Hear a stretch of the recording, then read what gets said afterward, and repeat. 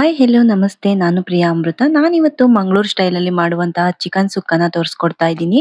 ಈ ರೆಸಿಪಿ ಅಂತೂ ಒಂದ್ಸಲ ಮಾಡ್ಕೊಂಡ್ರೆ ಮತ್ತೆ ಮತ್ತೆ 10 ಮಿನಿಟ್ ಅಲ್ಲಿ ಮಾಡ್ಕೊಬಹುದು. ಅಷ್ಟು easy and quick and recipe. ಇದಕ್ಕೆ ಸ್ವಲ್ಪ ಮೆಂತೆ ಒಂದು ಅರ್ಧ ಸ್ಪೂನ್ ತಗೊಂಡಿದ್ದೀನಿ, ಕಾಳ್ಮೆಣ್ಸ್ ತಗೊಂಡಿದ್ದೀನಿ, ಲವಂಗ, ಚಕ್ಕೆ ಮತ್ತೆ ಏಲಕ್ಕಿ, ಸ್ವಲ್ಪ ಸೋಂಪು ತಗೊಂಡಿದ್ದೀನಿ. ಇದಕ್ಕೆ ಸ್ವಲ್ಪ ಧನ್ಯ ಜಾಸ್ತಿ ಬೇಕಾಗುತ್ತೆ. ಒಂದು 4-5 ಸ್ಪೂನ್ ಧನ್ಯ ತಗೊಂಡಿದ್ದೀನಿ.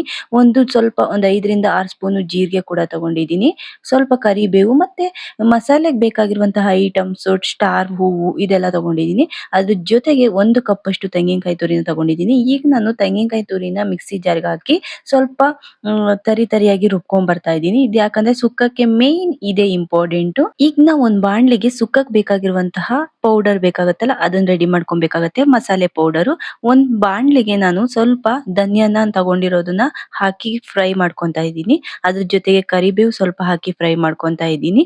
ಅದೊಂದ್ ಸ್ವಲ್ಪ ಫ್ರೈ ಆಗ್ಬೇಕಾಗತ್ತೆ. ಕರಿಬೇವು ಸ್ವಲ್ಪ ಹಸಿ ಸ್ಮೆಲ್ ಹೋಗೋ ತನಕ ಫ್ರೈ ಮಾಡ್ಕೊಬೇಕಾಗತ್ತೆ. ಹಾಗೆ ಜೀರಿಗೆ ಮತ್ತೆ ಮೆಂತೆ ಮತ್ತೆ ಕಾಳ್ಮೆಣಸು ಇದೆಲ್ಲ ನಾವ್ ಏನೇನ್ ತಗೊಂಡಿರ್ತೀವಿ ಈ ಮಸಾಲೆ ಎಲ್ಲ ಹಾಕಿ ಫ್ರೈ ಮಾಡ್ಕೊಬೇಕಾಗತ್ತೆ.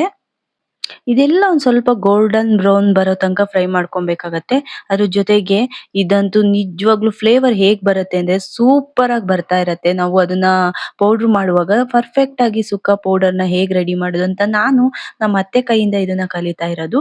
ಜೊತೆಗೆ ನಾನು ಬ್ಯಾಡಗೆ ಮೆಣಸಿನಕಾಯಿ ಮತ್ತೆ ಗುಂಟೂರು ಮೆಣಸಿನಕಾಯಿ ತಗೊಂಡಿದ್ದೀನಿ. ನಮಗೆ ಖಾರ ಎಷ್ಟು ಬೇಕೋ ಅದ್ರ ಅನುಗುಣವಾಗಿ ತಗೊಂಡ್ರೆ ಆಯ್ತು.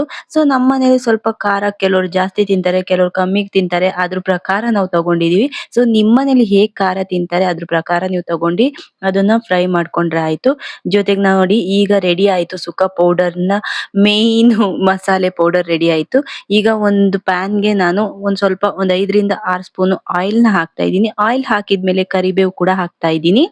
ನೆಕ್ಸ್ಟ್ ನಾನು ಇಲ್ಲಿ ಕರಿಬೇವನ್ನ ಹಾಕ್ತಾ ಇದ್ದೀನಿ. ಕರಿಬೇವು ಹಾಕಿದ್ಮೇಲೆ ಒಂದು ಅರ್ಧ ಗೆಡ್ಡೆಯಷ್ಟು ಈರುಳ್ಳಿನ ಕಟ್ ಮಾಡಿ ಇಟ್ಕೊಂಡಿದ್ದೀನಿ. ಅದನ್ನ ಕೂಡ ಹಾಕಿ ಫ್ರೈ ಮಾಡ್ಕೊತಾ ಇದ್ದೀನಿ. ನಂತರ ನಾನು ಇದಕ್ಕೆ ಸ್ವಲ್ಪ ಅರಿಶಿನ ಪುಡಿ ಹಾಕಿ ಅದನ್ನ ಕೂಡ ಹಾಕಿ ಫ್ರೈ ಮಾಡ್ಕೊತಾ ಇದ್ದೀನಿ. ನಮ್ಮತ್ತೆ ಅಂತೂ ಚಿಕನ್ ಸುಕ್ಕ ತುಂಬಾ ಅಂದ್ರೆ ತುಂಬಾ ಚೆನ್ನಾಗ್ ಮಾಡ್ತಾರೆ. ನನಗೂ ಕೂಡ ಅದನ್ನೇ ಹೇಳ್ಕೊಡ್ತಾ ಇರ್ತಾರೆ. ಸೊ ಸೂಪರ್ ಟೇಸ್ಟ್ ಆಗಿರುತ್ತೆ. ನೀವು ಅನ್ನದ ಜೊತೆ, ಚಪಾತಿ ಜೊತೆ, ರಸಂ ಕೂಡ ಮಾಡ್ಕೊಂಡು ಚಿಕನ್ ಸುಕ್ಕನ ಮಾಡ್ಕೊಬಹುದು. ಒಂದ್ಸಲ ಇದನ್ನ ಟ್ರೈ ಮಾಡಿ ನೋಡಿ. ತುಂಬಾ ಈಸಿ ಅಂಡ್ ಕ್ವಿಕ್ ಆಗಿ ಕೂಡ ಮಾಡ್ಕೊಬಹುದು.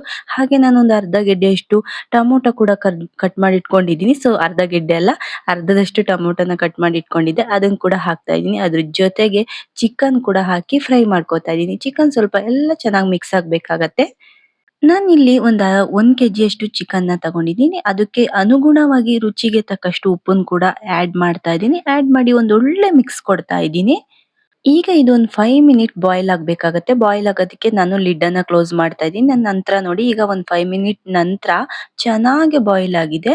ಅದಕ್ಕೆ ಈಗ ನಾವು ಸುಕ್ಕ ಪೌಡರ್‌ನ ರೆಡಿ ಮಾಡ್ಕೊಂಡಿರ್ತೀವಲ್ಲ ಅದನ್ನ ಆಡ್ ಮಾಡ್ಬೇಕಾಗತ್ತೆ. ಇದಂತೂ ಮಾಡ್ತಾ ಇರುವಾಗಂತೂ ಒಳ್ಳೆ ಫ್ಲೇವರ್ ಬರ್ತಾ ಇರತ್ತೆ. ಯಾಕಂದ್ರೆ ಸುಕ್ಕ ಹೋಮ್ ಮೇಡ್ ಸುಕ್ಕ ಮಾಡ್ತಾ ಇರೋದು ಪೌಡರ್ ಇದು. ಸೊ ಅದನ್ನ ಯೂಸ್ ಮಾಡಿ ನಾವು ಮಾಡ್ತಾ ಇರೋದು. ಸೊ ಸೂಪರ್ ಆಗಿ ಒಂದು ಒಳ್ಳೆ ಮಿಕ್ಸ್ ಕೊಟ್ರೆ ಚಿಕನ್ ಸುಕ್ಕ ರೆಡಿ ಆಗ್ತಾ ಹೋಗುತ್ತೆ. ಅದ್ರ ಜೊತೆಗೆ ನಾವು ತೆಂಗಿನಕಾಯಿ ತುರಿನ ರೆಡಿ ಮಾಡಿ ಇಟ್ಕೊಂಡಿದೀವಲ್ಲ ಅದನ್ನ ಆಡ್ ಮಾಡಿ ಒಂದು ಒಳ್ಳೆ ಮಿಕ್ಸ್ ಕೊಡ್ಬೇಕಾಗತ್ತೆ. ಈಗ ಸೂಪರ್ ಟೇಸ್ಟಿಯಾಗಿ ಚಿಕನ್ ಸುಕ್ಕ ರೆಡಿ ಆಯ್ತು. ಇದಂತೂ ನೀರ್ ದೋಸೆ ಜೊತೆ, ರೊಟ್ಟಿ ಜೊತೆ, ಅನ್ನದ ಜೊತೆ ಎಲ್ಲದ್ರ ಜೊತೆ ಸವಿಯಕ್ಕೆ ತುಂಬಾ ಚೆನ್ನಾಗಿರುತ್ತೆ. ಇದೇ ತರ ನೆಕ್ಸ್ಟ್ ವಿಡಿಯೋಕ್ಕೆ ಫಾಲೋ ಮಾಡ್ತಾ ಹೋಗಿ ಸಬ್ಸ್ಕ್ರೈಬ್ ಮಾಡಿ. So thanks for watching.